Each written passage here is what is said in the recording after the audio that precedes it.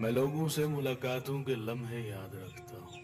میں لوگوں سے ملاقاتوں کے لمحے یاد رکھتا ہوں، میں باتیں بھول بھی جاؤں تو لہجے یاد رکھتا ہوں، سر محفل نگاہیں مجھ پہ جن لوگوں کی پڑتی ہیں، نگاہوں کے معانی سے وہ چہرے یاد رکھتا ہوں، ذرا سا ہٹ کے چلتا ہوں زمانے کی روایت سے، کہ جن پہ بوجھ میں ڈالوں وہ کاندھے یاد رکھتا ہوں، میں یوں تو بھول جاتا ہوں خراشیں تلخ باتوں کی،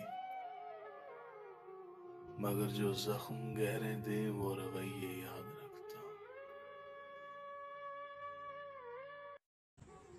مگر جو زخم گہرے دے وہ رویے یاد